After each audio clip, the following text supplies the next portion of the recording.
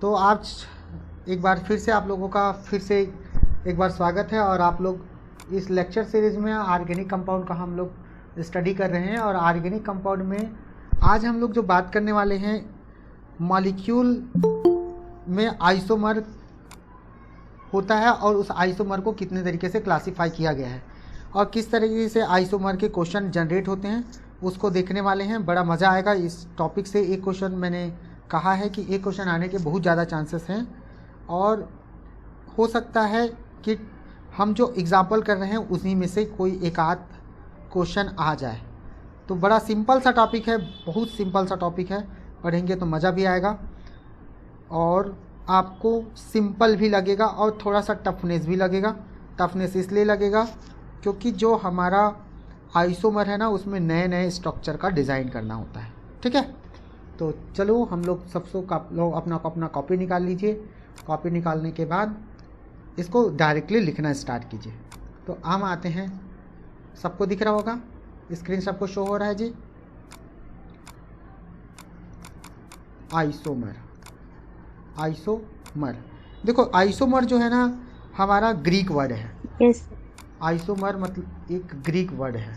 ठीक है, ये जो ग्रीक वर्ड है, इस ग्रीक वर्ड में ये बोला गया था कि ये इसको दो भागों में बांटा गया था एक्चुअल में। आइसो मतलब होता है सेम। आइसो मतलब क्या होता है? सेम। और मेरोस होता है, मेरोस का मतलब होता है पार्ट। मेरोस का मतलब क्या होता है? Part.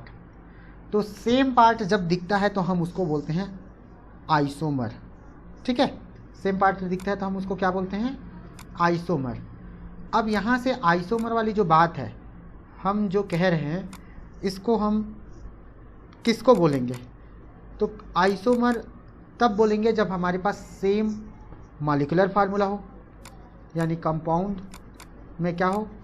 Compound having same molecular formula हो। ठीक है, और हमारे पास डिफरेंट मॉलिक्यूलर फार्मूला तो सेम होगी, बट डिफरेंट केमिकल फार्मूला हो। डिफरेंट क्या हो? केमिकल फार्मूला हो। डिफरेंट केमिकल फार्मूला हो। ठीक है, मॉलिक्यूलर फार्मूला सेम हो पर डिफरेंट क्या हो? केमिकल फार्मूला हो। ठीक, और कभी कभी थोड़ा सा फिजिकल प्रॉपर्टी भी चेंज हो जाता है। ठीक है, should be change. Physical property भी क्या होना चाहिए? शुड बी चेंज होना चाहिए। Physical property should be change, ये भी थोड़ा सा चेंज रहता है। फिजिकल प्रॉपर्टी में कोई ज़्यादा फर्क नहीं पड़ता, डेंसिटी वेंसिटी का फर्क पड़ता है। तो ऐसे को हम बोलते हैं आइसोमर। इसको क्या बोलते हैं? आइसोमर। और ये जो फिनोमेना है, ठीक है, इस फिनोमेना को बोलते हैं, ये जो घटना घटती है उसको बोलते हैं आइसोमेराइजेशन। क्या बोलते हैं उसको? आइसोमेराइजेशन बोलते हैं। ये जो घटना घटती है ना, उसकी को हम बोलते हैं समावयव। ठीक है, क्लियर है जी ये? तो अब ये जो आइसोमर है, इस आइसोमर को हम लोग दो तरीके से स्टडी करते हैं। ठीक है, तो हम क्लासिफिकेशन कर देते हैं आइसोमेरिज्म। ठीक है, आइसोमेराइजेशन लिख दिया था मैं, इसको आइसोमेराइजेशन नहीं बोलेंगे, आइसोमेरिज्म बोलेंगे। आइसोमेराइजेशन अलग चीज़ है। तो आइसोमेरिज्म जो है ना, आइसोमेरिज्म ये एक्चुअल में हमारा दो तरीके का होता है। आइसोमेरिज्म इन जनरल दो तरीके का होता है। आइसोमेरिज्म यानी जो हमारा समावयवता है वो दो तरीके का होता है। एक जो समावयवता होती है उसको हम बोलते हैं स्ट्रक्चरल आइसोमेरिज्म बोलते हैं। आइसोमेरिज्म जो स्ट्रक्चरल आइसोमेरिज्म होती है उसको बोलते हैं संरचनात्मक समावयवता। क्या बोलते हैं? संरचनात्मक समावयवता, ये समावयवता बोलते हैं। ठीक है, और एक होती है स्टीरियो आइसोमेरिज्म। स्टीरियो आइसोमेरिज्म होती है।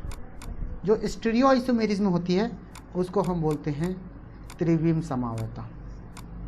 त्रिविम समावयवता कहते हैं। तो ये दो तरीका का मेन क्लासिफिकेशन है। अब ये जो दो क्लासिफिकेशन है इसको हम लोग फर्दर अलग से और क्लासीफाई करते हैं, और वो क्लासिफिकेशन क्या है उसको देख लेते हैं। जो स्ट्रक्चरल आइसोमेरिज्म है उसको हम लोग क्या करते हैं, अलग अलग तरीके से डिवाइड करते हैं, ऐसा, ठीक है, अलग अलग तरीके से बांट देते हैं। तो आप लोग भी लिखिए मेरे साथ। ये जो है हमारा जो पहला वाला है उसको बोलते हैं चैन आइसोमेरिज्म। पहले को क्या बोलते हैं, चैन आइसोमेरिज्म, ठीक है, चैन आइसोमेरिज्म, चैन आइसोमेरिज्म, ठीक है। चैन मतलब श्रृंखला समावयवता, क्या बोलते हैं, श्रृंखला समावयवता। उसके बाद आता है पोजीशन आइसोमेरिज्म, पोजीशन आइसोमेरिज्म। और पोजीशन आइसोमेरिज्म मतलब होता है स्थान समावयवता। क्या होती है, स्थान समावयवता। तो ये पहला नंबर हो गया, देन सेकेंड नंबर हो गया, देन थर्ड नंबर हम लोग पढ़ेंगे फंक्शनल आइसोमेरिज्म। फंक्शनल आइसोमेरिज्म पढ़ते हैं, ठीक है। बहुत सिंपल सा टॉपिक है हमारा ये फंक्शनल आइसोमेरिज्म। फंक्शनल का मतलब होता है फंक्शनल ग्रुप, और फंक्शनल ग्रुप को हम लोग बोलते हैं क्रियात्मक। क्या बोलते हैं, क्रियात्मक समावयवता, ठीक है, क्रियात्मक समावयवता। तो बड़ा सिंपल सा है क्रियात्मक समावयवता भी। उसके बाद आ जाते हैं फोर्थ में, और फोर्थ में हम लोग पढ़ लेते हैं मेटामेरिज्म। क्या पढ़ते हैं, मेटामेरिज्म पढ़ते हैं। ये जो मेटामेरिज्म है इसको हम मध्यवयवता बोलते हैं, मध्यवयवता, देख लीजिएगा, मध्यवयवता बोलते हैं, ठीक है, मध्यवयवता बोलते हैं। इसके बाद हमारा जो अगला है फिफ्थ नंबर, उसको हम लोग बोलते हैं टाइटोमेरिज्म, ठीक है, चलावयवता बोलते हैं इसको, टाइटोमेरिज्म बोलते हैं। और इसको बोलते हैं चलावयवता, ठीक है, चलावयवता बोलते हैं इसको, चलावयवता, ठीक है जी। आप सब लोग लिख लिए। तो there are 5 types of structural isomer, इसको हम लोगों को पढ़ना है, और आज के लेक्चर में हमको इसी को डील करना है, ठीक है। अब हम लोग जो दूसरा क्लासिफिकेशन है इस साइड को हम लोग देख लेते हैं। इस साइड को, इसको भी हम लोग 3 कैटेगरी में डिवाइड करते हैं। देयर आर 3 टाइप्स, ठीक है, ये 3 टाइप का पढ़ते हैं हम लोग। और ये जो तीनों टाइप है अपने आप में पूरा हमको केमिस्ट्री को बताता है कि हाँ यार ये केमिस्ट्री ऐसी होती है, इसको देखने का नज़रिया कुछ ऐसा है। तो बहुत बढ़िया सा केमिस्ट्री है। एक होता है ज्योमेट्रिकल आइसोमेरिज्म। क्या होता है, ज्योमेट्रिकल आइसोमेरिज्म, और ज्योमेट्रिकल आइसोमेरिज्म को ही बोलते हैं हम लोग सिस ट्रांस आइसोमेरिज्म, ठीक है, सिस ट्रांस आइसोमेरिज्म बोलते हैं, ये सिस ट्रांस आइसोमेरिज्म। और उसके बाद आते हैं हम लोग और पढ़ते हैं, तो हम पढ़ते हैं कन्फर्मेशनल आइसोमेरिज्म, कन्फर्मेशनल आइसोमेरिज्म, ठीक है। हमारा जो अगला पार्ट होता है वो क्या कहलाता है, कन्फर्मेशनल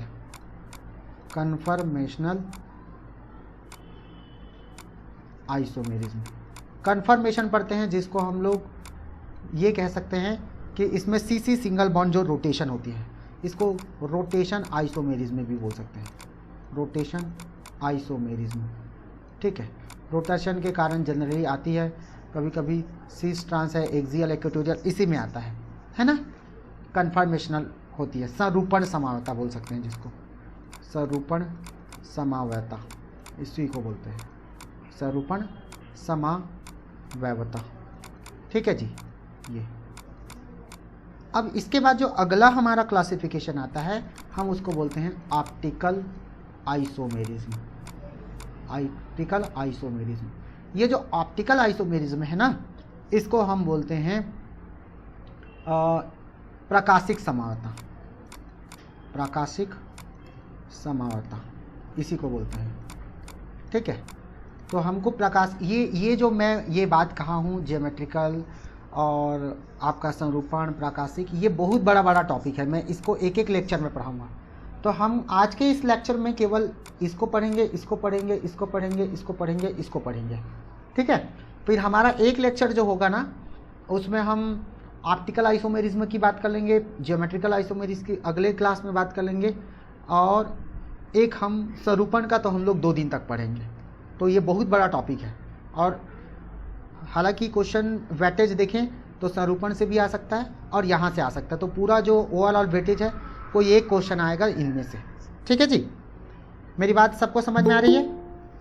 हाँ या ना में जवाब दे दीजिएगा। हेलो,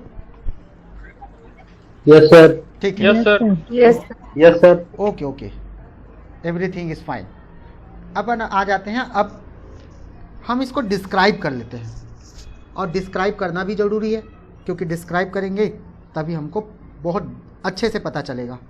तो हम आ जाते हैं स्ट्रक्चरल आइसोमर, जो पार्ट ए है हम लोग उसकी बात कर लेते हैं। हम लोग पार्ट ए की बात कर रहे थे, स्ट्रक्चरल आइसोमेरिज्म, यही था हमारा पार्ट ए, स्ट्रक्चरल आइसोमेरिज्म, है कि नहीं? ये था कि नहीं था? यही था हमारा। मॉलिक्यूलर फार्मूला सेम होगा, इसमें क्या होगा, सबसे की पॉइंट, इसमें मॉलिक्यूलर फार्मूला सेम होगा। मैं फिर से लिख देता हूँ, molecular formula same, molecular formula क्या होगा, सेम होगा, आणविक सूत्र समान होगा, और लेकिन स्ट्रक्चरल फार्मूला डिफरेंट होगा। स्ट्रक्चरल फार्मूला क्या होगा, डिफरेंट होगा हमारा, डिफरेंट। ठीक है जी, स्ट्रक्चरल फार्मूला डिफरेंट होगा, तो हम उसको स्ट्रक्चरल आइसोमेरिज्म बोलेंगे। अब ये जो स्ट्रक्चरल आइसोमेरिज्म है, हम इसके अलग अलग टाइप को पढ़ने वाले हैं। तो ठीक है, तो सबसे पहले पढ़ेंगे हम लोग चैन आइसोमेरिज्म। सबसे पहले किसको पढ़ेंगे, चैन आइसोमेरिज्म। तो पहला नंबर लिख देता हूँ मैं, चैन आइसोमेरिज्म। अच्छा, ये चैन आइसोमेरिज्म कब जनरेट होता है भाई? चैन यानी श्रृंखला समावता, श्रृंखला, ठीक है, श्रृंखला समावता तब जनरेट होता है जब हमारा अणुसूत्र समान हो, मॉलिक्यूलर फार्मूला सेम हो, लेकिन मॉलिक्यूल जो है ना सीधी श्रृंखला में यानी लॉन्ग हाइड्रोकार्बन चैन में भी मिलता हो, और वो ब्रांचेज के फॉर्म में भी मिलता हो। ठीक है, तो हम उसको बोलते हैं श्रृंखला समावता या चैन आइसोमेरिज्म। ठीक है, तो मैं क्या क्या बोला हूँ, मॉलिक्यूलर फार्मूला सेम होना चाहिए। क्या होना चाहिए? मॉलिक्यूलर फार्मूला सेम होना चाहिए, और हम डिफर करेंगे। चलो सीधा सीधा लिख देते हैं, मॉलिक्यूलर फार्मूला हमारा होना चाहिए, फार्मूला सेम होना चाहिए, याद रखना है, ये मॉलिक्यूलर फार्मूला सेम होना चाहिए। लेकिन हम डिफर करेंगे चैन में, लिखो, but differ in CC carbon carbon chain length, carbon carbon chain length.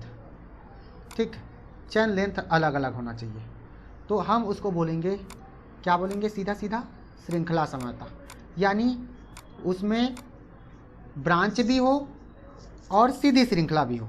ठीक है, तो हम लोग उसी को बोलेंगे। अच्छा, इसमें की पॉइंट एक बात है, की पॉइंट ये है कि जनरली 4 कार्बन रिक्वायर्ड होती है। जो सैचुरेटेड हाइड्रोकार्बन होती है ना, नोट पॉइंट ये है, नोट पॉइंट ये है कि फॉर जो सैचुरेटेड हाइड्रोकार्बन होती है, क्या होती है, सैचुरेटेड हाइड्रोकार्बन जो सैचुरेटेड होती है, संतृप्त होती है, saturated hydrocarbon 4 carbon required, 4 carbon जो है ना रिक्वायर्ड होती है। इससे कम रहेगा तो श्रृंखला समावता नहीं बनता है। तो अपन ना अब यहाँ पे बात करते वाले हैं एग्जाम्पल की। जो एग्जाम्पल है आपको बहुत क्लियर कट करेगा कि हम कैसे जानें। ठीक है, तो एग्जाम्पल में मैं लिया हूँ मॉलिक्यूलर फार्मूला, और ये जो मेरा मॉलिक्यूलर फार्मूला है C4H10 है। ठीक है, अब इस C4H10 है, इसका मुझे चैन आइसोमर बनाना है। इसका मुझे क्या बनाना है? चैन आइसोमर। तो चैन आइसोमर कैसे बनाएंगे? मैं फिर से बोला हूँ, एकदम सिंपल सा बात क्या करेंगे, एक को सीधी श्रृंखला में लिख देंगे। सिंपल सा क्या लिख देंगे? सीधी श्रृंखला में लिख देंगे। ये सीधी श्रृंखला में हो गया। अब सीधी श्रृंखला में लिखने के बाद जो अगला वाला है उसको ब्रांच बना देंगे। उसको क्या बना देंगे? एक ब्रांच बना देंगे। ऐसा जब ब्रांच बनेगा हमारा तो हम बोलेंगे कि एक सीधी श्रृंखला वाला है और एक हमारा शाखा वाला है। ठीक है, जो सीधी श्रृंखला वाला है उसमें तो दिख रहा है आप लोगों को, ये है नॉर्मल ब्यूटेन और ये है आपका 2 मिथाइल प्रोपेन। क्या है ये? 2 मिथाइल प्रोपेन है ये। ठीक है जी, ये कैसा कंपाउंड है? 2 मिथाइल प्रोपेन। तो एक सीधी श्रृंखला वाली हो गई और एक क्या हो गया हमारा? एक क्या हो गया? ब्रांचेस वाला हो गया। ठीक है, अब हम लोग एक और लिख लेते हैं मॉलिक्यूलर फार्मूला। हम एक और लिख लेते हैं C6H14। ठीक है, C6H14 इसको आप बना के देखिएगा। ये C6H14 होती है ना, उसमें 5 आइसोमर होती है। There are 5 isomer, 5 chain isomer बनता है। तो ये आप लोग बना के देखिएगा 5 बनता है कि नहीं बनता। 5 आइसोमर रखता है। ठीक है, और एग्जाम्पल नंबर 3 की बात करोगे आप लोग, सीधी श्रृंखला कुछ भी करके देखना, बनेगा 5 आइसोमर। उसके बाद C7H क्या बोल रहा हूँ 16H16, इसमें बनता है 9 चैन आइसोमर। क्या बनता है? 9 चैन आइसोमर। ऐसा। और आप लोग एक और एग्जांपल यहाँ पे रख सकते हो, बनाना चाहो तो बना के देखिएगा। मॉलिक्यूलर फार्मूला है आपका C5H10। तो इसका जो आप लोग बना के देखिएगा 3 चैन आइसोमर बनता है, 3 चैन आइसोमर। ठीक है, ये है आपका की पॉइंट। ठीक है जी, आप लोग लिख पाए? मेरे को एक बार थोड़ा सा हिंट कीजिएगा, आप लोगों को समझ में आ रहा है? Hello hello hello. Yes sir. है ना? चलो अब आगे देखते हैं। ऐसा करते हैं, चलो इसका तीनों आइसोमर बना देते हैं। इसका तीनों आइसोमर बना के देखो। एक बार हिंट कीजिए मुझे कि हम सबसे पहले क्या करेंगे। सबसे पहले हम लोग लॉन्ग हाइड्रोकार्बन चैन लिख देते हैं। CH3 CH2 CH2 CH2 then CH3। हमारा बन गया नॉर्मल पेंटेन। क्या बन गया? Normal pentane. अब एक कोई ब्रांच खड़ा कर दो, है ना? ऐसा ब्रांच खड़ा कर दो, और ब्रांच खड़ा करोगे तो आपको इसका आइसोमर मिल जाएगा। तो ये हो जाएगा 2 मिथाइल, क्या हो जाएगा ये? 2 मिथाइल ब्यूटेन हो जाएगा, है ना? अब इसके बाद आगे देख लो। हाँ, वेरी वेरी गुड, ब्यूटेन हो जाएगा। फिर एक और ऐसा ब्रांच बना सकते हो, that should be possible, that is possible. ठीक है, इसको बोलोगे 2, इसको लॉन्ग हाइड्रोकार्बन चेन दोगे तो 1 2 3, तो 2 dimethyl, 2 dimethyl propane, that's right, propane हो जाएगा ये 2 डाइमिथाइल प्रोपेन। किसी को दिक्कत तो नहीं है ना? तो मैंने इसको बना के देख लिया, आप लोग भी एक को और छाप के देखिएगा।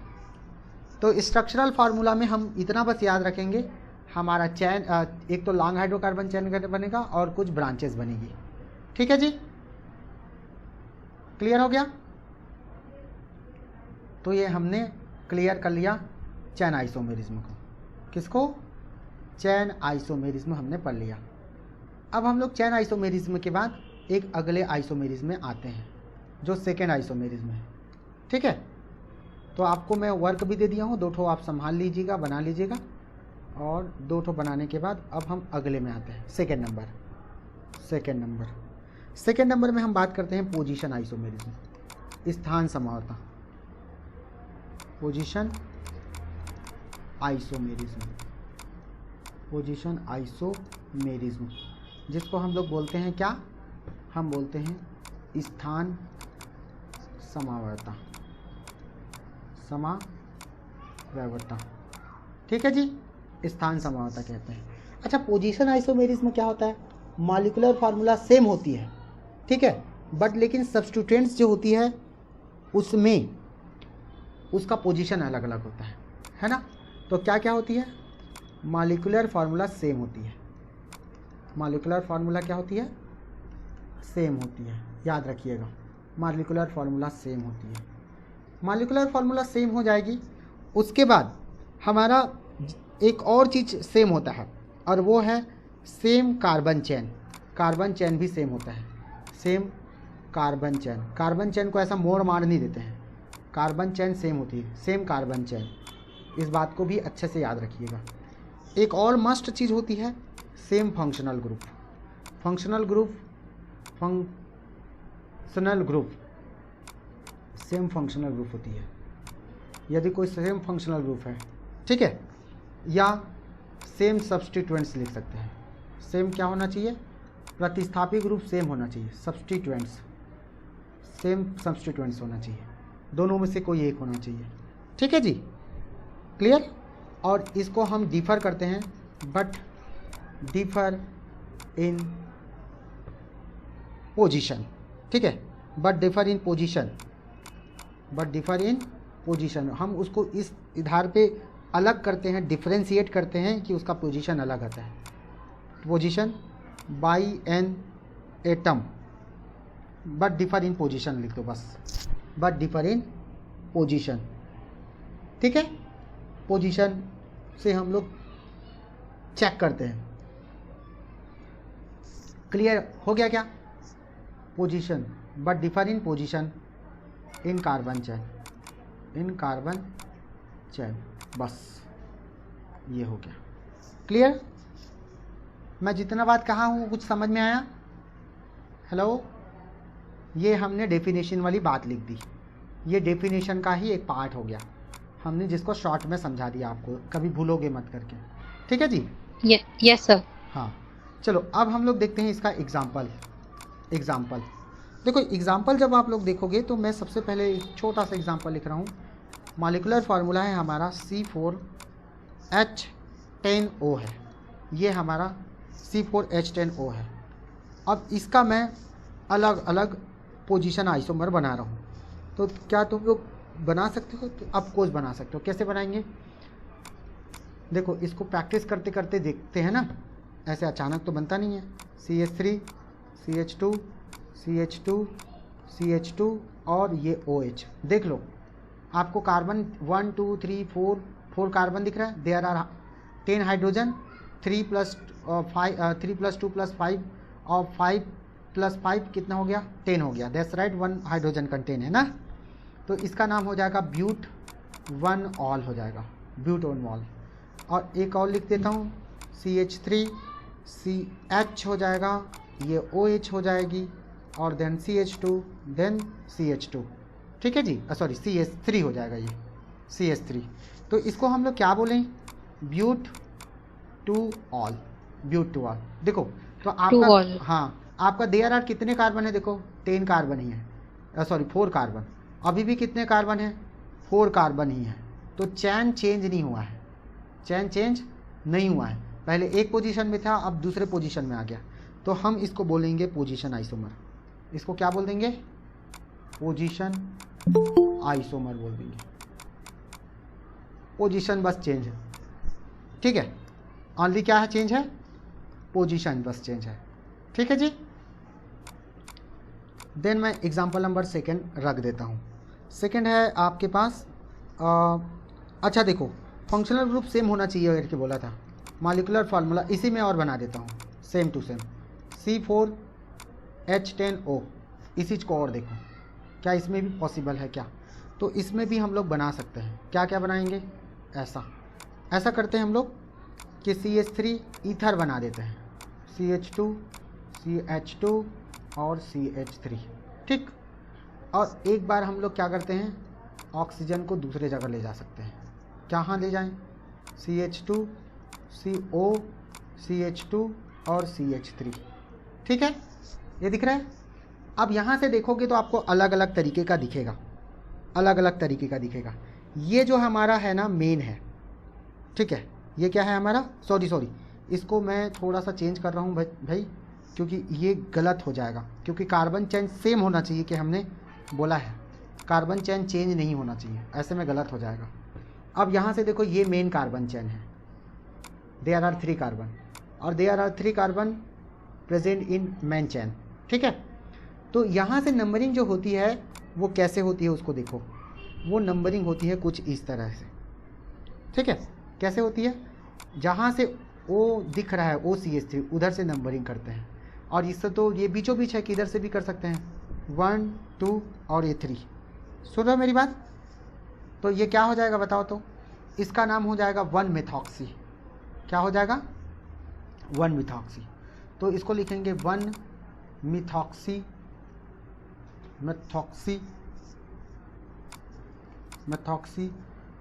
प्रोपेन हो जाएगा, 1 मेथॉक्सी प्रोपेन। देखो ये प्रोपेन आ रहा है और इसमें आ जाएगा 2 मेथॉक्सी प्रोपेन। क्या हो जाएगा जी? 2 मेथॉक्सी प्रोपेन। तो अपना हमारा कार्बन का चेन चेंज नहीं हुआ, लेकिन पोजीशन चेंज हो गई। पहले में क्या था? पहले में कहाँ था? 1 में। अब कहाँ चला गया? कहाँ चला गया जी? बता सकते हैं आप लोग? हेलो? 2 में चला गया। 2 में, ठीक है, 2 में चला गया। तो 2 में सर। ये एग्जांपल है आपका पोजीशन आइसोमर का, ठीक है, पोजीशन आइसोमर का। मैं एक एग्जांपल और देख देता हूँ यहीं पे। नेक्स्ट पेज में चले।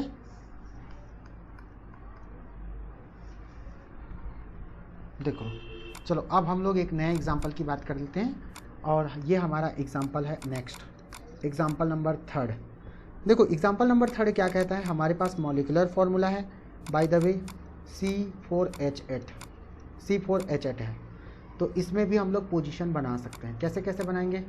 ज़रूरी नहीं कि सब्स्टिट्यूएंट ही हो, कोई मेन डबल बॉन्ड या ट्रिपल बॉन्ड ही हो सकता है। जैसे ये देखो, ये सिंपल सा डबल बॉन्ड CH2 ये, और इसको लिखोगे CH3 CH double bond CH3 ऐसे लिख सकते हो। तो नंबरिंग करोगे तो किधर से करना चाहिए? जहाँ डबल बॉन्ड नज़दीक पड़े। हम लोग तो यही रूल सीखे हैं, है ना। हमारा रूल क्या कहता है? इधर से नंबरिंग करेंगे 1 2 3 और ये 4। That's right, 1 2 3 4। अब ये देखिए इधर से तो कहीं से भी हम नंबरिंग कर सकते हैं, 1 2 3 ये 4। तो इसका नाम क्या हो जाएगा जी? ब्यूट, क्या लिखेंगे? 1 इन। मैं आपको नॉमेनक्लेचर सिखा दिया हूँ, ब्यूट 1 इन बोलेंगे, और इसको क्या बोलेंगे? ब्यूट 2 इन। 2 इन। तो देखो आपका कार्बन 4 है, लेकिन बट पोजीशन चेंज हो गया है। तो ये दोनों क्या हो जाएगा बताओ? कौन सा आइसोमर होगा? हेलो? Position isomer. क्या होगा? पोजीशन आइसोमर रहेगा। That's right. इसको लिख लीजिए आप लोग, फिर हम अगला एग्जाम्पल करते हैं, ठीक है जी। हेलो?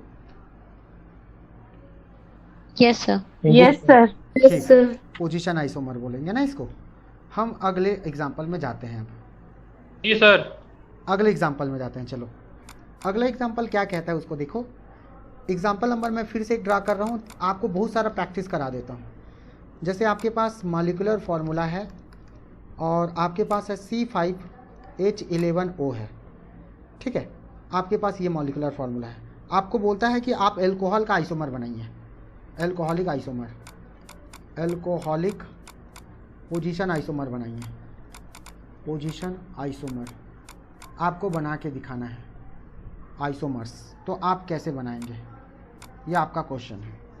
तो आपको 3 तरीके मैं बता रहा हूँ बनाने के। पहला तो ये तरीका है कि आप सीधा सीधा लिख दीजिए CH3 CH2 CH2 CH2 then CH2 और ये OH, ये हो गया पहला, जो पहले नंबर के कार्बन है। देन क्या चिपका दो तुम? दूसरे नंबर में चिपका दो। किसमें? दूसरे नंबर में CH2 CH2 CH कर दो और इसको OH कर दो, ऐसा ना, ऐसा कर दीजिए। देन क्या लिख सकते हैं हम लोग? देन लिख सकते हैं CH3 CH2 देन CH बीचों बीच ले आके रख दो, ऐसा बीचों बीच। इसके अलावा आप लोग और कुछ भी बना नहीं पाएंगे, है ना, इम्पॉसिबल हो जाएगा। तो आप बता सकते हैं इसका नाम क्या हो जाएगा? इसका नाम हो जाएगा 1 2 3 4 5 है, तो इसका नाम हो जाएगा क्या जी? Paint 1 pentanol. हाँ, 1 पेंटेनॉल या पेंट 1 ऑल। इसका नाम क्या हो जाएगा? Pent 1 2 pentanol. ये 1 है और ये 2 है ना, कैसे? ऐसा। फिर इसमें क्या लिखेंगे बताइए? 1 2 3 4 5, तो इसमें क्या हो जाएगा? पेंट 3 ऑल हो जाएगा। तो ये आपका क्या है? पोजीशन आइसोमेरिज्म है। क्या है ये? पोजीशन आइसोमर है। कोई दिक्कत तो नहीं है आपको? हेलो, ठीक है जी, क्लियर है ना पोजीशन आइसोमर? एक बार आवाज दीजिए, सबको क्लियर हो रहा है? Yes sir. हाँ, ये जी position isomer. Yes sir. Yes sir. Okay okay. अब हम लोग आ जाते हैं अगले एग्जाम्पल। एक एग्जाम्पल और बता देता हूँ, फिर आप कोई भी बुक पढ़ें आपको बहुत जल्दी जल्दी समझ में आएगा। एग्जाम्पल नंबर 5, डाइनाइट्रोबेंजीन है आपके पास। लिखो position isomer of dinitrobenzene. Dinitrobenzene, ठीक है, position isomers of dinitrobenzene. That's simple. Dinitro है मतलब 2 नाइट्रो होना चाहिए। तो आप लोग क्या क्या लिख सकते हो? सबसे पहले आप लोग लिख सकते हो एकदम सिंपल सा, क्या लिख सकते हैं? एक बार आप आर्थो डाइनाइट्रोबेंजीन बना दीजिए। क्या बना दीजिए? Ortho dinitrobenzene. देन एक क्या बना दीजिए आप लोग? मेटा डाइनाइट्रोबेंजीन बना दीजिए। क्या बना दीजिए? मेटा डाइनाइट्रोबेंजीन, ऐसा मेटा डाइनाइट्रोबेंजीन। और एक तीसरा बना दीजिए। एक तीसरा क्या बनाएंगे? Para dinitrobenzene. तो आपका 3 ही आइसोमर बनेगा। ये पोजीशन आइसोमर है, याद रखिएगा, ठीक है। ये क्या है? Position isomer. तो इसका नाम क्या हो जाएगा? आर्थो डाइनाइट्रोबेंजीन,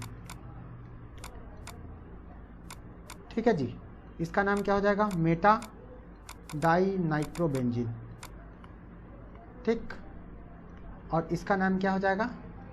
पैरा डाइनाइट्रोबेंजीन हो जाएगा, पैरा डाइनाइट्रोबेंजीन।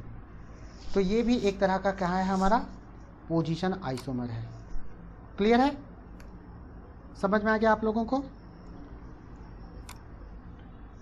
तो हमने बहुत सारे पोजीशन आइसोमर के एग्जाम्पल दे दिए हैं। ओके, आगे जी। सब लोग एक बार मुझे हिंट करिए, लिख लिए आप लोग?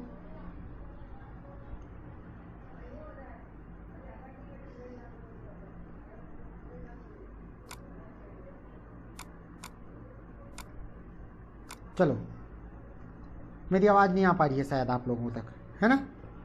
हम अगली बार लिखते हैं अब नेक्स्ट वाला। नेक्स्ट जो हम लोग पढ़ने वाले हैं उसका नाम है functional group isomerism. Functional group isomerism, group isomerism, functional group isomerism पढ़ने वाले हैं, ठीक है। जिसको हम लोग क्या बोलते हैं? क्रियात्मक समूह समानता। क्रियात्मक, सर आवाज नहीं आ रही है। क्रियात्मक समूह समानता। देखो बाकी लोगों को भी नहीं आ रहा है क्या? समूह, हेलो। यस सर, आवाज नहीं आ रही है। अच्छा, क्रियात्मक समूह समानता। देखो यदि आवाज़ का यदि प्रॉब्लम होगा ना, 1 मिनट हम चेक कर लेते हैं। कनेक्टेड है, कुछ थोड़ा सा नेटवर्क प्रॉब्लम होगा, आएगा जरूर ना। समूह समानता आएगा, टेंशन मत लीजिए, आएगा। सर आवाज नहीं आ रही है। अच्छा, मैं वही कह रहा हूँ, आप लोग थोड़ा देर वेट कीजिए, हमारा आवाज़ ज़रूर आएगा। ये देखो कनेक्टेड दिखा रहा है और आएगा ज़रूर, ठीक है। सर वॉल्यूम नहीं आ रहा है सर। आएगा ना, वेट कीजिए, आएगा आएगा। ठीक है, फंक्शनल ग्रुप क्रियात्मक समूह समानता की बात कर रहे हैं। क्रियात्मक समूह समानता, तो क्रियात्मक समूह समानता में भी वही बात आएगा, हमारा जो मॉलिक्यूलर फार्मूला होगा, मॉलिक्यूलर फार्मूला वो सेम होगा। सर अभी भी आपकी आवाज नहीं आ रही है। मॉलिक्यूलर फार्मूला सेम होगा। अच्छा, एक बार आप लोग एग्जिट होकर के फिर से जुड़िए, आ जाएगा। ठीक है, आप लोग ग्रुप को एलिमिनेट कर लीजिए, फिर आ जाइए वापस। मॉलिक्यूलर फार्मूला सेम होगा। ठीक, मॉलिक्यूलर फार्मूला सेम होगा जी इसमें, क्लियर। बट डिफर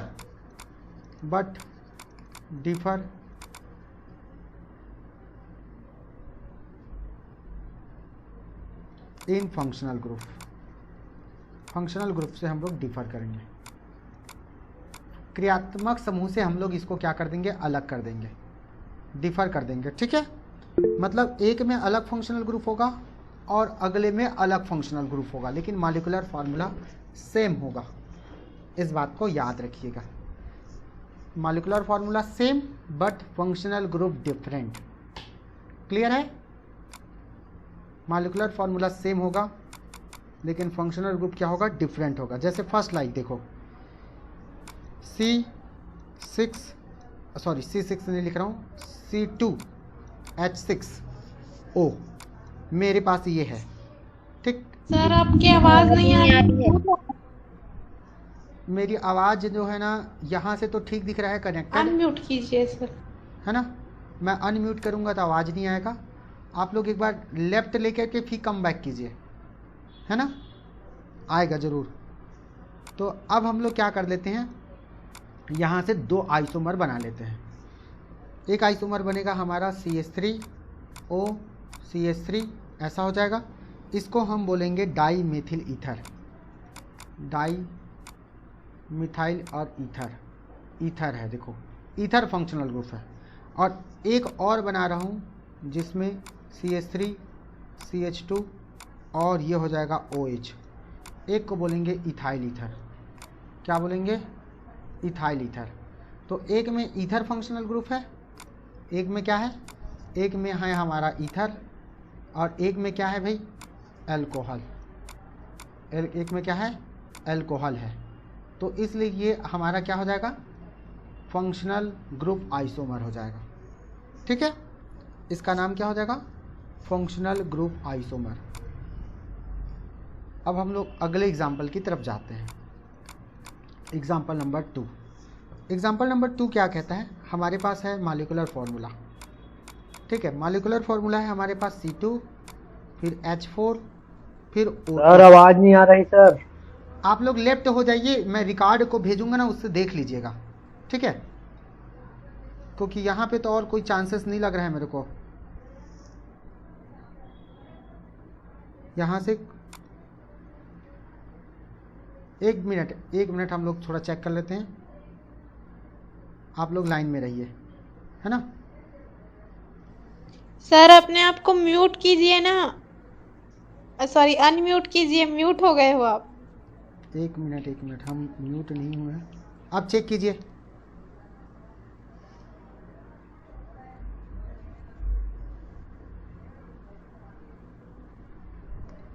चेक किए आप लोग।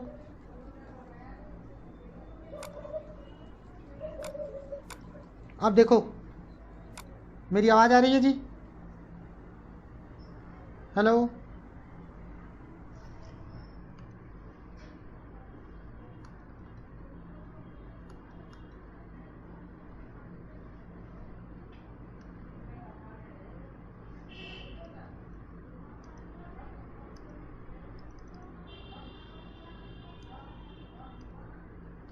चेक कर लेते हैं आ रहा है कि नहीं आ रहा है। ठीक है, एक मिनट।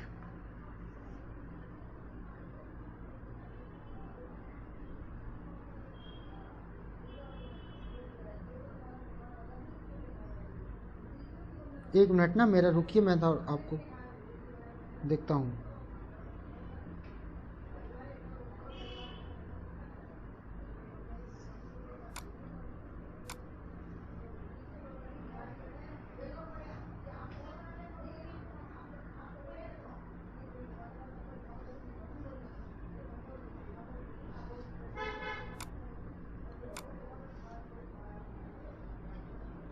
1 मिनट चेक करते हैं ना।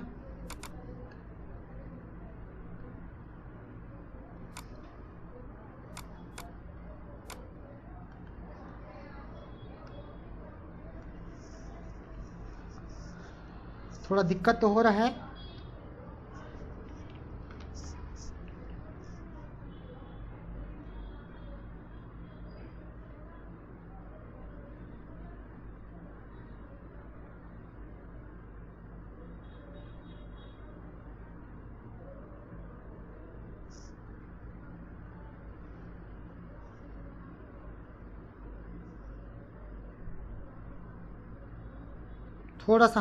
थोड़ा सा रुके हैं ना।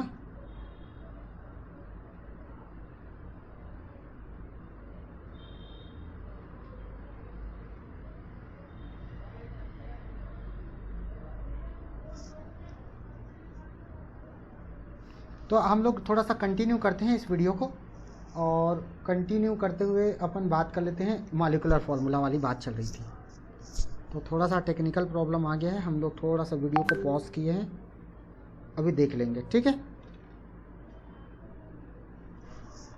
अच्छा, अब हम लोग जो अगला क्वेश्चन पढ़ रहे थे उसमें देख लेते हैं अगला हमारा क्या कहता है। इसमें जो सबसे इम्पोर्टेंट बात है उसमें ये है, हमने तो एक एग्जांपल दिया था, ये दूसरा एग्जांपल क्या कहता है, 2 ऑक्सीजन है इसमें, 2 ऑक्सीजन। तो एक को हम लोग क्या कर देते हैं, एक जनरली जो है ना एसिड बनाता है, तो ये एसिड का रूप ले लेगा हमारा, ऐसा एसिड का रूप ले लेगा। इसको हम बोलेंगे एसिटिक एसिड या एथेनोइक एसिड बोलेंगे, एथेनोइक एसिड, एथेनोइक एसिड बोलेंगे। और एक हम लोग ना इसको एस्टर का रूप दे सकते हैं, ऐसा, और इसका नाम है इथाइल, इसको भी बोलेंगे इथाइल और फॉर्मेट, इथाइल फॉर्मेट है ये, ठीक है।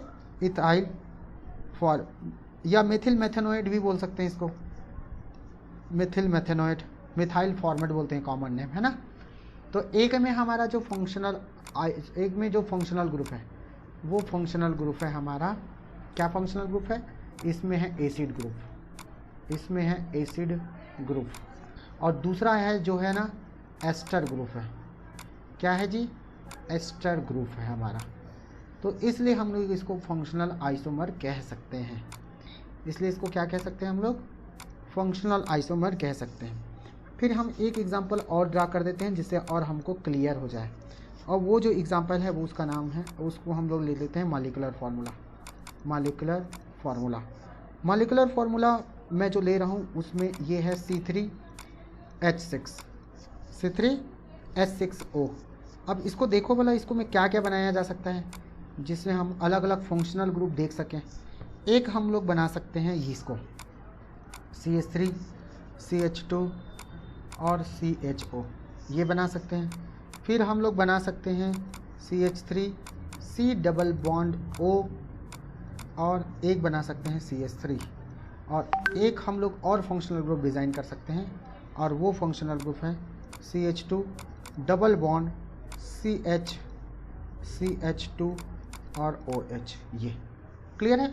अब इसको देखो ध्यान से, इसमें एल्डिहाइड है, इसमें क्या है, एल्डिहाइड है। इसको प्रोपियानिक एसिड बोल सकते हैं, प्रोपियानिक एसिड, सॉरी प्रोपियानिल्डिहाइड है ये, ठीक है। ये सीधा सीधा लिख दो, ये आपको तो दिख रहा है, एल्डिहाइड है ये क्या है हमारा, एल्डिहाइड है, एल्डिहाइड। और ये हमारा कीटोन है, ये हमारा क्या है, कीटोन है, ये कीटोन। और ये हमारा है अल्कोहल, ये क्या है, अल्कोहल। तो इस तरीके से ये 3 फंक्शनल ग्रुप रखा हुआ है, तो ये 3 फंक्शनल आइसोमर हो गया इसका, ठीक है, 3 फंक्शनल आइसोमर। अब यहाँ से जो कॉम्प्लिकेटेड बात ये आती है कि एक ही फंक्शनल ग्रुप होगा, 2 फंक्शनल ग्रुप, कई फंक्शनल ग्रुप हो सकते हैं, तो कोई दिक्कत वाली बात नहीं है इसमें, है ना। तो अब हम लोग आ जाते हैं अगला वाला आइसोमर। जो अगला वाला आइसोमर है उसका नाम है मेटामर। उसका नाम क्या है, मेटामर्स है, मेटामर्स। और इस मेटामर्स या मेटामेरिज्म बोल सकते हैं, मेटामेरिज्म, है ना, क्योंकि फिनोमेना को तो हम लोग वही कहते हैं, मेटामेरिज्म, ठीक है। इसको हम बोलते हैं मध्यव्ययता। मध्यव्ययता, मध्यव्ययता। अच्छा, इसमें क्या होती है उसको सुनो। जो हमारा मध्यव्ययता है उसमें सबसे ज़्यादा जो टिपिकल बात है, वो टिपिकल बात ये है कि हमारा मॉलिक्यूलर फार्मूला तो सेम होता है, कोई दिक्कत नहीं है। मॉलिक्यूलर फार्मूला क्या है, सेम होती है। मॉलिक्यूलर फार्मूला, 1 मिनट हम लिख लेते हैं, मॉलिक्यूलर फार्मूला सेम है ना, मॉलिक्यूलर फार्मूला सेम होती है। अब इसमें जो हमारा जो पॉलीवैलेंट है, वो पॉलीवैलेंट जो होती है वो श्रृंखला के बीच में ही कहीं रहता है। जैसे मैं आपको बोल दूं कि हम 5 लोग बैठे हैं, 5 लोग कौन कौन बैठे हैं, ए बैठे हैं, इसके सट्टे बी बैठा है, इससे सटा हुआ सी बैठा है, इससे सटा हुआ डी बैठा है और इससे सटा हुआ ई बैठा है। तो अब हम लोग क्या कर दें, इसी में से किसी एक को, इसको और इसको कांस्टेंट रखें, इन दोनों को हटने ना दें। इसको भी अपने जगह पे कांस्टेंट रखें, इसको भी अपनी जगह पे कांस्टेंट रखें, मतलब टर्मिनल वाले को हटाएं ना। तो टर्मिनल वाले को जब नहीं हटाएंगे तो बी को सी की जगह रख सकते हैं और सी को बी की जगह, तो एक मध्यव्ययता बन जाएगा। एक मध्यव्ययता क्या बनेगा, डी को सी की जगह रख दिए, सी को डी की जगह रख दिए, एक मध्यव्ययता ये बन जाएगा। एक मध्यव्ययता क्या बन जाएगा, बी को डी की जगह रखें और डी को बी की जगह रखें तो मध्यव्ययता बन जाएगा।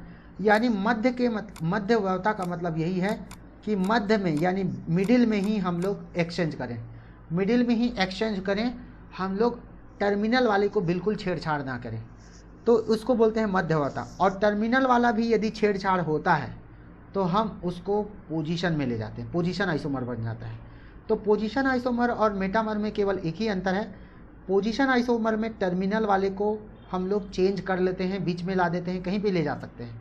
लेकिन मध्यव्ययता में क्या होता है कि हम मिडिल में ही जो पोजीशन में सिचुएटेड जो फंक्शनल ग्रुप होती है ना, या कोई हमारा पॉलीवैलेंट एटम होता है, उसको हम लोग आगे पीछे सरका सकते हैं, बीच में ही सरका सकते हैं। तो मेरी होप मेरी बात ये समझ आ गई होगी, बीच में ही सरका सकते हैं, इसके आजू बाजू हमको नहीं सरकाना है, ठीक है। तो इसमें क्या हो जाएगा, अच्छा फंक्शनल ग्रुप भी सेम होगा, और फंक्शनल ग्रुप भी क्या होगा, सेम होगा। एक चीज़ और याद रखिएगा, फंक्शनल ग्रुप सेम, ठीक है, फंक्शनल ग्रुप भी सेम होता है। अब डिफर क्या होती है, लिखो but differ from each other but differ from each other due to unequal distribution,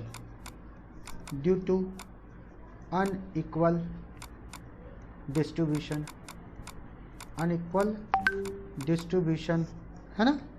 आप कार्बन चैन, आप carbon atom on either side of polyvalent atom, either side of polyvalent atom, polyvalent atom रहेगा तब तो होगा, नहीं तो अदरवाइज कहाँ होगा, पॉलीवैलेंट एटम। तो ये कहाँ कहाँ दिखता है जनरली, ये दिखता है जैसे आपका पॉलीवैलेंट एटम है, जैसे नाइट्रोजन है, ये नाइट्रोजन है जो पॉलीवैलेंट है, ऐसे इसमें दिखता है जनरली। आपका ऑक्सीजन है पॉलीवैलेंट, इसमें दिखेगा, इसमें दिखता है। जैसे सल्फर है, इसमें है, ये पॉलीवैलेंट है। तो जहाँ जहाँ पॉलीवैलेंट एटम दिखता है ना, वहाँ पे होने के चांसेस रहते हैं, ठीक है, क्लियर। तो ये कहाँ कहाँ दिखता है, आपको ईथर में दिखता है, थायो ईथर में दिखता है, कीटोन में दिखता है, पॉलीवैलेंट है मतलब, है ना। तो इसको लिखते हैं हम लोग, कहाँ कहाँ दिखता है, एक तो ईथर में दिखता है, ये ईथर्स में, और थायो ईथर्स में भी दिखता है, ये थायो ईथर्स में भी दिखता है। इसके अलावा ये कीटोन में भी दिखने को मिलता है, कीटोन में भी, ठीक है। और एस्टर में भी देख सकते हैं हम लोग, एस्टर्स में ये। तो जनरली जो क्वेश्चन है ना, अच्छा मैं एमीन की भी बात करूँ तो एमीन में भी दिखता है, ये एमीन में भी, ठीक, ये एमीन में भी दिखता है आपको। तो अपन एग्जाम्पल रखते हैं, फिर आप लोगों को बहुत बहुत केयरफुली समझ में आ जाएगा कि बीच में ही कहीं चेंज हो रहा है ना, बीच में ही कहीं चेंज हो रहा है। तो आपको विद अ सिंपल से एग्जांपल दे रहे हैं आपको, एग्जांपल बीच में ही चेंज होगा, आजू बाजू चेंज नहीं होगा। जैसे कीटोन इसका सबसे सिंपल सा उदाहरण होता है आपका C5H10O और हैज़ 2 मेटामर्स, 2 तरह का मेटामर्स देखता है। कैसे दिखेगा देखो तो आप लोग, CH3 CH2 C double bond O CH2 और CH3, ठीक है। ये देखो यहाँ से 1 2 3 4 5, तो ये जो 3 पोजीशन में है डबल बॉन्ड O, तो इसको बोलेंगे 3 पेंटानोन। क्या बोलेंगे इसको? 3 पेंटानोन बोलेंगे, या पेंट 3 ओन भी बोल सकते हैं, पेंट 3 ओन बोलेंगे, ठीक है। इसको हम लोग ना क्या करते हैं, कार्बोनिल ग्रुप को दूसरे जगह रख देते हैं। ऐसा रख देता हूँ मैं, ऐसा रख दूंगा। तो आप लोग बताइए अब क्या करेंगे, नंबरिंग हम इधर से करेंगे 1 2 3 4 5, है ना। तो दूसरे नंबर में डबल बॉन्ड आ रहा है, तो 2 पेंटानोन है, 2 पेंटानोन, और या पेंट 2 ओन हो जाएगा, 2 पेंट ओन। तो आप लोग देखो इस टर्मिनल वाला का जो था पोजीशन, ये जस का तस था, है ना। ये टर्मिनल वाला जस का तस था, और टर्मिनल वाला जस का तस है, लेकिन बीच में ही कार्बोनिल ग्रुप दूसरे से तीसरे जगह आया है, तो इसलिए हम इसको बोलेंगे मेटामर्स। इसलिए इसको हम क्या बोलेंगे, मेटामर्स बोलेंगे। इसका एक एग्जांपल मैं और रख देता हूँ ताकि आप लोगों को बहुत ज़्यादा क्लियर हो जाए। C4H11N, इसमें मेटामर देखिए, इसमें मेटामर देखिए आप लोग, ठीक है, मेटामर। तो मेटामर इसमें ऐसा कर देते हैं CH3NH, है ना, और CH2। आप लोग देखो NH जो है यहाँ पे है, NH यहीं पे है ना, कार्बन, हाँ एक एक्चुअल में और लिख सकते हैं इसको, CH3 ऐसा रख सकते हैं, और एक और बना लेते हैं CH3 CH2। अब देखो ये पॉलीवेलेंट एटम जो है ना अलग जगह में आ गया। आप लोग अच्छा से देखिए, पहले इस साइड से जा रहे थे तो यहीं पे दिख रहा था, अब इधर आ गया, क्लियर है। तो ये भी आपका मेटामर है, ये भी आपका क्या है, मेटामर है। NH जो है चेंज कर लिया अपना पोजीशन, क्लियर है, N अपना पोजीशन चेंज कर लिया। अब इसको तो आप लोग जानते हो, ये सेकेंडरी एमीन है कि कौन सा एमीन है, सेकेंडरी एमीन है। तो N आप लोग इसको नॉमेनक्लेचर जानते होंगे, तो छोटे ग्रुप को हम लोग N करके लिखते हैं, N मेथिल, और ये पूरा आ जाएगा प्रोपेनामीन हो जाएगा। और इसमें हम लोग इसको सर्कल बना देंगे, तो ये हो जाएगा N इथाइल, और इसको एक साथ बोलेंगे एथेनामीन बोलेंगे, N इथाइल एथेनामीन हो जाएगा, ठीक है जी। तो ये थोड़ा सा कॉम्प्लिकेशन हम लोगों को देखने को मिलता है यहाँ पे। अब हम लोग आ जाते हैं अगले वाले एग्जाम्पल पे। ओके, चलो आप लोग और बहुत सारे हैं, बना सकते हो, कोई दिक्कत वाली बात नहीं है। 1 2 3 कुछ भी लिख सकते हो, आप लोगों को तो बहुत सारा देखने को मिल सकता है, तो बन जाएगा। C6H12O को देखोगे तो इसका भी वही बनेगा, आपका कीटोन बना सकते हो इसमें भी, CH3 C double bond O, है ना। ये हो जाएगा CH2 और क्या हो जाएगा CH2, देन CH3 हो जाएगा। फिर एक और बना दो, एक और बन जाएगा कीटोन में ही जी, ऐसा बना दो, ऐसा तीसरे में ले जाओ, CH2 3 हो गया, 3 2 5 हो गया, और ये 6 हो गया, ठीक है। 1 2 3 4 5 6, ठीक है। इसके अलावा यहाँ पे ले जाओगे ना तो संभावना नहीं है, क्योंकि इधर से ये तीसरा आ रहा है तो इधर से ये तीसरा आ जाएगा, तो ये भी क्या है, मेटामर्स है, ये भी क्या है जी, मेटामर्स है। तो होप ये मेटामर्स भी आपको समझ आया होगा। मेटामर्स के बाद हम लोग चलते हैं रिंग चैन आइसोमर।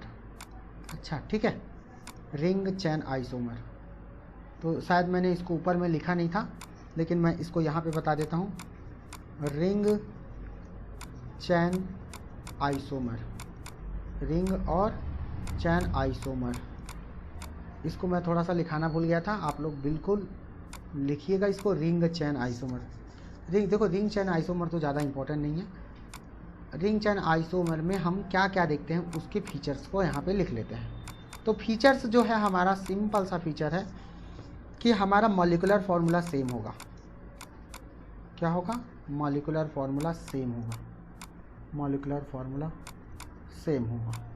मॉलिक्यूलर फार्मूला सेम होने के बाद हमारा जो एक जो है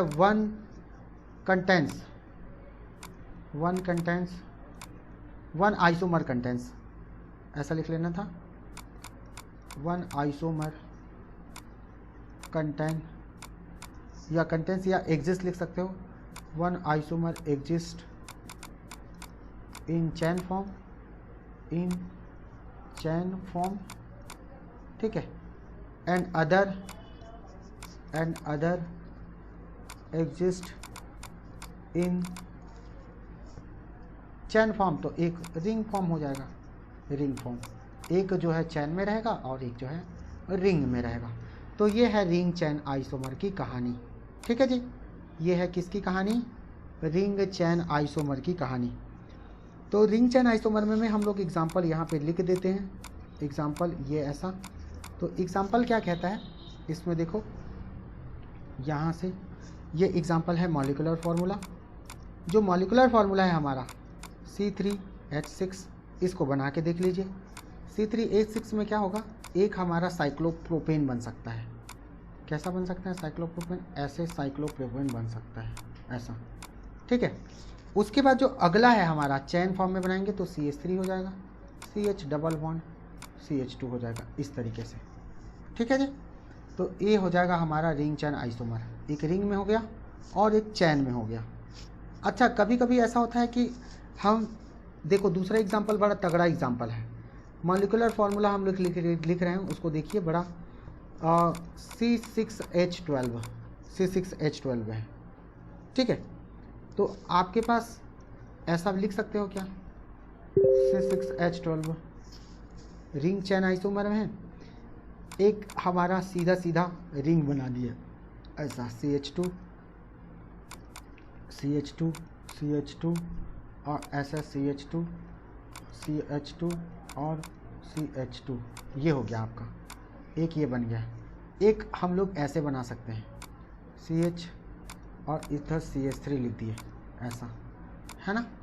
तो ऐसा भी बनाया जा सकता है, ऐसा भी बनाया जा सकता है। तो इसको हम लोग शॉर्टली लिखेंगे तो ऐसे लिखेंगे, ऐसा, और इसको लिखेंगे तो ऐसे लिखेंगे। तो ये भी रिंग चैन आइसोमर का ही एग्जाम्पल है।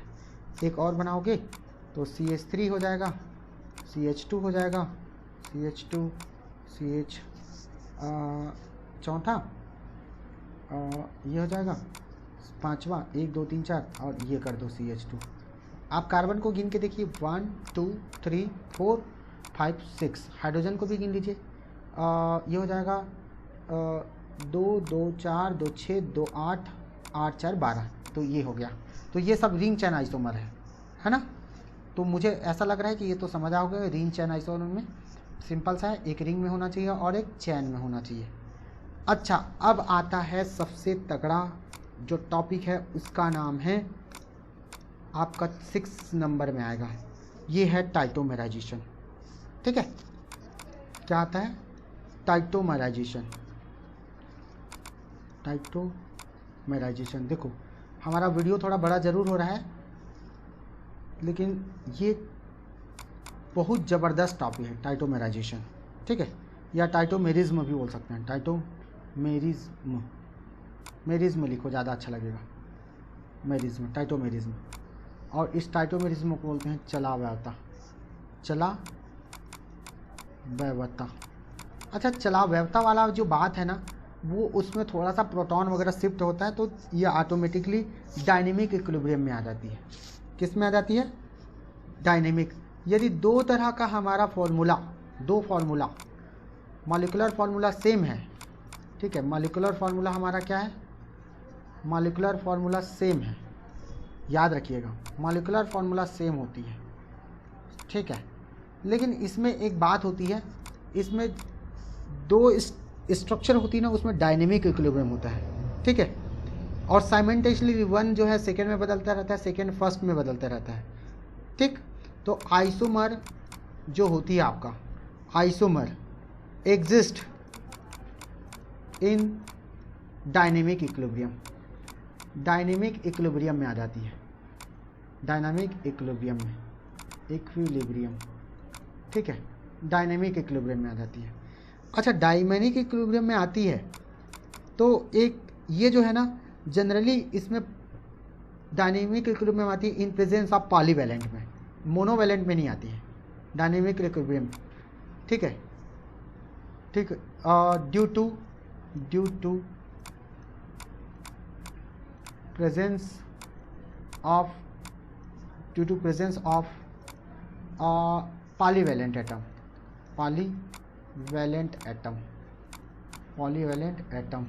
ठीक, पॉलीवैलेंट एटम, और जिसमें हम लोग इन विच जहाँ पे सिंगल बॉन्ड ट्रांसफ़र होता है, इन विच सिंगल बॉन्ड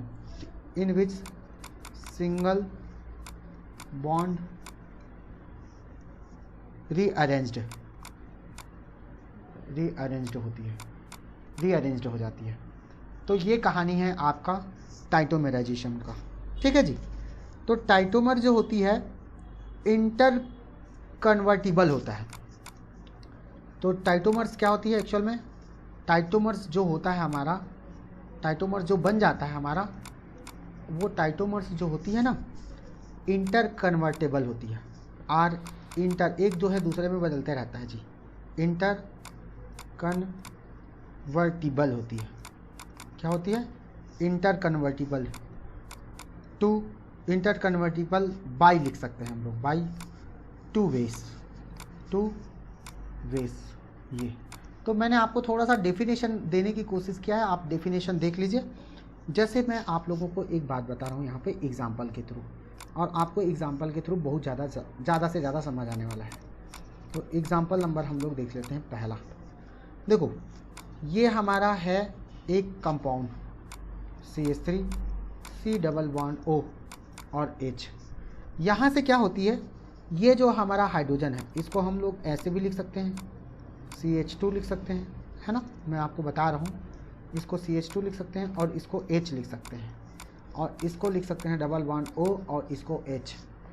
तो ये जो है, ध्यान से सुनना, ये जो है हमारा, ये वाला बॉन्ड यहाँ शिफ्ट होता है और ये वाला बॉन्ड यहाँ शिफ्ट होता है। तो शिफ्टिंग होने से यहाँ पे नेगेटिव चार्ज आती है और उस नेगेटिव चार्ज में प्रोटॉन जो है जाके शिफ्ट हो जाता है। प्रोटॉन क्या हो जाती है, शिफ्ट हो जाती है ऐसा। और प्रोटॉन जब शिफ्ट हो जाती है तो ये जो कीटो ग्रुप करते हैं, इसको क्या बोलते हैं, कीटो बोलते हैं, और इसको बोलते हैं इनॉल फॉर्म, इसको इनॉल फॉर्म बोलते हैं, इसको बोलते हैं कीटो फॉर्म। देखो ज़रूरी नहीं है कि हमारा कीटो फॉर्म ही स्टेबल रहे, ये डिपेंड करता है कि कहाँ कहाँ पे कितना रहेगा। जैसे इस केस में मैं जो आपसे डिस्कशन कर रहा हूँ, इस केस में ये 99% होता है, बहुत ज़्यादा स्टेबल होती है, और इसका जो मात्रा है वो 1% होता है, 1%। देखो कितना कम है इनॉल फॉर्म, है ना। तो ये डायनेमिक इक्विलिब्रियम में चली जाती है, किस में चली जाती है जी, डायनेमिक इक्विलिब्रियम में। तो एक कीटो इनॉल टाइटोमेराइजेशन बोलते हैं इसको। क्या बोलेंगे हम लोग, कीटो इनॉल टाइटोमेराइजेशन बोलेंगे इसको, कीटो इनॉल टाइटोमेरिज्म, ठीक है, कीटो इनॉल टाइटोमेराइजेशन बोलते हैं। एक और इसका तगड़ा एग्जांपल है, आप लोग थोड़ा सा देखिएगा और उसको बता रहा हूँ आपको। जैसे ये बहुत ज़्यादा फेमस है ये वाला एग्जांपल नंबर 2। एग्जांपल नंबर 2 को देखो आप लोग, जैसे ये CH3 है ना, और इसको थोड़ा सा मैं ऐसे कर देता हूँ, C डबल बॉन्ड O और CH कर देता हूँ, इधर H कर देता हूँ, ताकि आप लोगों को एक स्टेप कम बनाना पड़े, OCH3। अब ये क्या होता है आप लोग थोड़ा सा देख रहे होगे, ये है आपका कीटो फॉर्म। ये कौन सा फॉर्म है, कीटो फॉर्म। ये यहाँ जाएगा, शिफ्ट होगा, ये इधर शिफ्ट होगा, तो टाइटोमेराइजेशन हो जाती है। यहाँ पे भी क्या आ जाता है, टाइटोमेराइजेशन हो जाती है। तो टाइटोमेराइजेशन जब होता है तो यहाँ पे बनती है डबल बॉन्ड, और यहाँ पे हाइड्रोजन जाके शिफ्ट होता है, तो ये बन जाता है ऐसा। तो ये आपका जो है ना इनॉल फॉर्म है, ये आपका कीटो है, ये आपका क्या है, कीटो है, और ये आपका इनॉल फॉर्म है। ये कौन सा फॉर्म है? इनॉल फॉर्म, इनॉल फॉर्म। लेकिन इनॉल फॉर्म जब बनता है ना तो यहाँ पे एक कहानी जनरेट हो जाती है और वो ट्विस्ट ला देता है इस कहानी में। वो है आपका इसका हाइड्रोजन वाला बॉन्ड। ये क्या करता है, यहाँ जाके हाइड्रोजन बॉन्ड कर लेता है। ये क्या बना लेती है? Hydrogen bond, hydrogen bond. और हाइड्रोजन बॉन्ड के कारण ये है थोड़ा सा स्टेबल हो जाता है। क्या हो जाता है? स्टेबल हो जाती है। तो यहाँ पर इनॉल फॉर्म जो है हमारा, याद रखिएगा, यहाँ पर जो इनॉल फॉर्म है उसका परसेंटेज जो अमाउंट है वो बढ़ जाता है, 76% हो जाती है। और ये जो मेरा है ये 24% रह जाता है। ठीक है, ये हमारा 24% रह जाता है। तो इस तरीके से देखोगे तो ज़रूरी नहीं कि कहीं पे कीटो बस ज़्यादा स्टेबल हो, कहीं पे इनॉल भी ज़्यादा स्टेबल हो जाता है। ठीक है, जैसे मैं एक एग्जांपल और दे रहा हूँ, आप लोग थोड़ा सा और देखिए और आपको क्लियर हो जाएगा। एग्जांपल नंबर थर्ड ये कहता है, देखो यहाँ से ऐसा आप लोग सब लोग देखे होंगे फिनॉल, ये है हमारा फिनॉल। और इस फिनॉल को हम लोग क्या ऐसा लिख सकते हैं क्या? आप लोग थोड़ा देखिए भला, इसको हम इसको ऐसे लिख सकते हैं। यानी इसमें बात क्या है, ये जो मेरा हाइड्रोजन है इसको मैं थोड़ा सा स्विच कर रहा हूँ। ये मेरा जो हाइड्रोजन है, ये वाला हाइड्रोजन, ये यहाँ जाएगा और ये यहाँ आएगा, यहाँ पे। ठीक है, इस जगह पे आएगा। ये पाई बॉन्ड यहाँ पे आ जाएगा पाई बॉन्ड। तो इससे क्या होगी, ये हमारा डबल बॉन्ड बना लेगा और ये जो हाइड्रोजन है यहाँ पे आ जाएगी। ठीक है, तो ये हमारा इनॉल फॉर्म है। ये हमारा क्या है? इनॉल फॉर्म। ये हमारा क्या है? कीटो फॉर्म है। क्या है? कीटो फॉर्म है। देखो कितना ट्विस्ट वाली बात है। लेकिन एक बात बता दें, ये जो इनॉल फॉर्म है यहाँ पे ये 99% होगा, यही 99% होगा। एक 8% बस है जो है ना ऐसा होगा। यहाँ पे भी इनॉल फॉर्म बाजी मार गया है ना। तो स्टेबिलिटी को हम देते हैं क्योंकि यहाँ पे स्टेबिलिटी एरोमेटाइजेशन का है। किसका है? एरोमेटाइजेशन का है। तो एरोमेटाइजेशन में रहने के लिए वो इनॉल में रहना पसंद करेगा। ठीक है जी, तो ये बातें हैं। इसके अलावा हम लोग एक और एग्जांपल दे देते हैं। जैसे एग्जांपल नंबर 4 की बात कर लूँ, हमारा जो साइनाइड है, ये साइनाइड है। साइनाइड भी चेंज होता रहता है आइसोसाइनाइड में, ऐसा। ठीक है, NCS बोल सकते हैं। हाँ, जैसे N∠C, तो ये हो गया H। या हाँ चलो ऐसा भी कर सकते हैं हम लोग। हाँ ठीक है, वैसे भी लिख सकते हैं, C∠N लिख सकते हैं, या इसी को N ऐसा भी लिख सकते हो। तो ये है हमारा साइनाइड। ये क्या है? साइनाइड है, साइनाइड। और ये है आइसोसाइनाइड। ये क्या है जी? आइसोसाइनाइड है। तो इसमें भी आइसोमेराइजेशन होती रहती है। ठीक है, ये भी आइसोमेराइजेशन का ही एग्जाम्पल है। इसके अलावा मैं ऐसे लिख सकता हूँ, आपको ऐसे बता दूँ, जैसे HO है, P है, OH है और ये है OH। ट्राईहाइड्रिक है ये, है ना। अब ये जो ट्राईहाइड्रिक है ना, इसमें रहना पसंद नहीं करता। क्या करती है? एक डबल बॉन्ड का फॉर्मेशन कर लेता है, एक ऑक्सीजन। मतलब मैं ये कह रहा हूँ, ये ऐसा रहना पसंद नहीं करता। इसमें एक ट्विस्ट आ जाती है, ये डबल बॉन्ड बना लेता है और हाइड्रोजन जाके इसके साथ चिपक जाती है, यानी P डबल बॉन्ड O हो जाता है। और यहाँ से आके ये एक हाइड्रोजन और ये इधर आ जाती है। तो ये भी एक टाइटोमेराइजेशन ही है। ये भी एक तरह का क्या है? टाइटोमेराइजेशन ही है।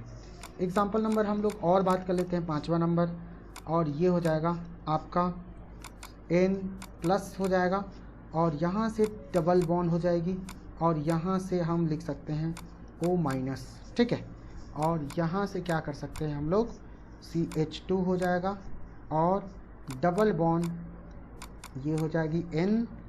और ये जो है ना हमारा हाइड्रोजन है, ये वाला हाइड्रोजन, ये हाइड्रोजन शिफ्टिंग हो जाएगा। इसको मैं थोड़ा सा आपको और क्लियर कर दूं, ये 2 हो जाएगा और ये हो जाएगा हाइड्रोजन। तो ये हाइड्रोजन इधर जाएगी, ये इधर शिफ्ट होगा। तो इस तरीके से लिखेंगे तो ये हो जाएगा OH और इधर हो जाएगा O-। तो ये भी एक तरह का टाइटोमेराइजेशन है। देखो कितने तरह की टाइटोमेराइजेशन हम लोग आप दिखा सकते हैं, है ना। बहुत सारा टाइटोमेराइजेशन है। अच्छा देखो, कई जगह टाइटोमेराइजेशन हो भी नहीं पाता है।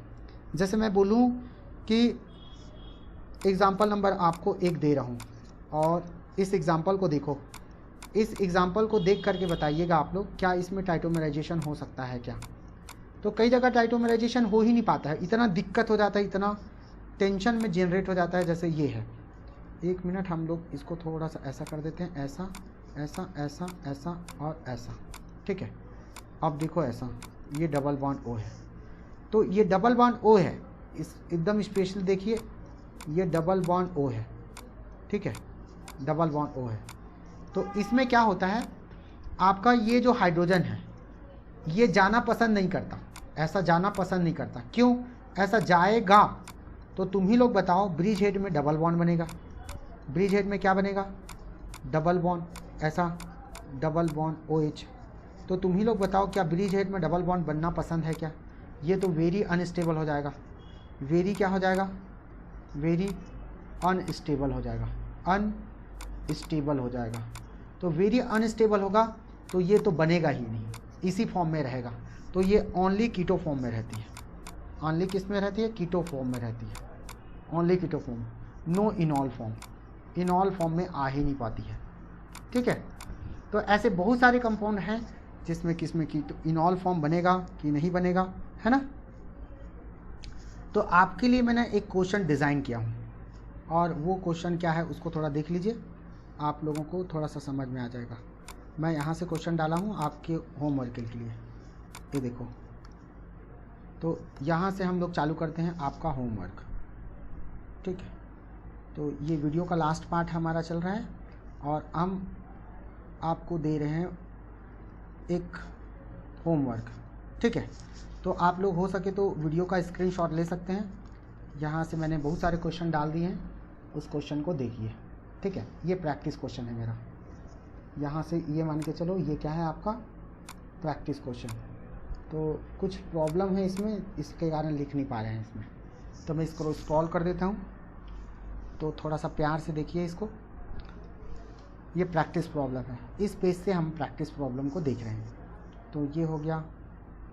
फिर मैंने एक क्वेश्चन ड्रा किया, यहाँ पे देखो क्वेश्चन है हमारा, number of isomer of C3HN9, इसके कितने आइसोमर होंगे।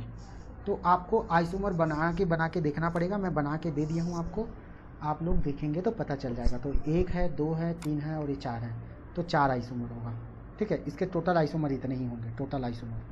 उसके बाद अगला क्वेश्चन देखो, अगला क्वेश्चन आपको क्या कह रहा है, अगला क्वेश्चन ये कह रहा है कि C4H11N का आइसोमर कितना बनेगा। तो इसके ना प्राइमरी जो एमीन है वो 4 आइसोमर बनते हैं, सेकेंडरी एमीन के 3 आइसोमर बनते हैं, और टर्शरी एमीन का केवल 1 आइसोमर बनता है। तो टोटल इसका जो आइसोमर है 4, 3, 7 और 1 8 आइसोमर बनता है इसका, ठीक है। इसके कितने आइसोमर बनते हैं, 8 आइसोमर। उसके बाद देखो क्वेश्चन जो आया हुआ क्वेश्चन है उसको मैं यहाँ पे डाला हूँ, तो ये कहीं दूसरा जगह का क्वेश्चन नहीं है, गिवन क्वेश्चन है, ठीक है। ये देखो, तो ये लिखा है number of isomer of C3H6Cl2, ठीक है। तो इसमें देखो इस तरीके से इसको आइसोमर बनाएंगे, आइसोमर बनाएंगे तो हमको 4 आइसोमर मिलेगा, ठीक। फिर इसमें आ जाते हैं, इसमें देखोगे तो एक सीस वाला बनेगा, एक ट्रांस वाला बनेगा, एक ये वाला आइसोमर बनेगा, एक ये वाला आइसोमर बनेगा। तो ये very very most IMP question है, इसको मैं सबसे मोस्ट IMP क्वेश्चन बोलूँगा। C4H8 याद रखिएगा, हम पोजीशन आइसोमर वगैरह नहीं बोल रहे हैं, टोटल आइसोमर बोल रहे हैं, total isomer. Number of isomer का मतलब है टोटल आइसोमर। तो टोटल आइसोमर में हम पोजीशन सब जो कुछ बन सकता है सब बनाते हैं जी, सब बनाते हैं और उसके बाद काउंट करते हैं। तो 1 हो गया, 2 हो गया, 3 हो गया, 4 हो गया, 5 हो गया, 6 हो गया, ठीक है। और उसके बाद ये आपका ये वाला क्वेश्चन है, how many isomeric amine with the molecular formula C7H9A contains a benzene ring. Benzene ring को कंटेन करते हुए कितने एमीन्स के आइसोमर बनेंगे। तो ये वाला बनेगा, ये वाला बनेगा, ये वाला, ऐसे 5 आइसोमर बनेंगे। इसका आंसर आएगा, करेक्ट आंसर 5 आएगा, ठीक है। उसके बाद आप लोग यही देखिए ये वाला question, number of isomeric structure of C3H5Cl, इसके आइसोमर को देखो, इसके आइसोमर को देखोगे तो ये सीस बनेगा, एक ट्रांस बनेगा, एक ये बनेगा, ये एक ये बनेगा और एक ये बनेगा। तो 5 आइसोमर इसका बनेगा, ठीक है। इसके कितने आइसोमर बनेंगे, 5 आइसोमर बनेंगे, ठीक है। और एक जो क्वेश्चन है मैंने आपको इसके लगे हाथ दिया हूँ, जो आपको PDF में मिल जाएगा। और PDF में कहाँ से क्वेश्चन है, ये क्वेश्चन है यहाँ से। अच्छा, ये तो हम क्लास लिए वो वाला क्वेश्चन है। एक क्वेश्चन हम लोग और देने वाले हैं, मेरे में भी इसमें होगा ये, सॉरी रुको 1 मिनट है, ये वाला। अच्छा, हम एक ना PDF में आपको एक क्वेश्चन और दिखाएंगे, ठीक है। मे भी ये दिख नहीं रहा है मेरे को, तो मैं और क्वेश्चन आपको डालने वाला हूँ, जिसमें हम टाइटोमर से रिलेटेड सारे क्वेश्चन को डाल दिए हैं। तो टाइटोमर से रिलेटेड जो सारे क्वेश्चन हैं, जो इस पेज के जस्ट नीचे आपको इंक्लूड करके मैं आपको प्रपोज करने वाला हूँ। तो आप लोग क्या कीजिएगा, इस वीडियो को ध्यान से देखिएगा, बढ़िया सा नोट्स बनाइएगा और नोट्स बना करके उसकी तैयारी कीजिएगा। और आइसोमर का एक ही लेक्चर है ये हम, जिसमें स्ट्रक्चरल आइसोमरिज्म की बात की है। तो हमारा जो आज का लेक्चर था वो स्ट्रक्चरल आइसोमर पर बेस्ड था। किस पर बेस्ड था? स्ट्रक्चरल आइसोमर पर बेस्ड था, ठीक है। तो स्ट्रक्चरल आइसोमर का आज का लेक्चर यहीं पे ख़त्म होता है। आप लोग जाइए और बढ़िया आप इस वीडियो की तैयारी कीजिए, क्वेश्चन की बनाइए, आपको मज़ा आएगा। अच्छा, शेयर कीजिए, सब्सक्राइब कीजिए, अपने दोस्तों को बताइए और अपने तैयारी को बहुत अच्छे से ध्यान में लगाइए। मैं एक ही बात कहता हूँ कि आप के पास अभी नोटिफिकेशन आने वाला है। नोटिफिकेशन के आने के पहले आप अच्छे से तैयारी कर लीजिए, बहुत ज़्यादा अपने कॉन्सेप्ट को बिल्डअप कर लीजिए। जितना आप कॉन्सेप्ट को बिल्डअप कर पाएंगे, जितना क्वेश्चन प्रैक्टिस कर पाएंगे, उतना ही आपको नंबर खींचने में आसानी होगी, ठीक है। तो हम लोग नेक्स्ट लेक्चर कल मिलते हैं। धन्यवाद।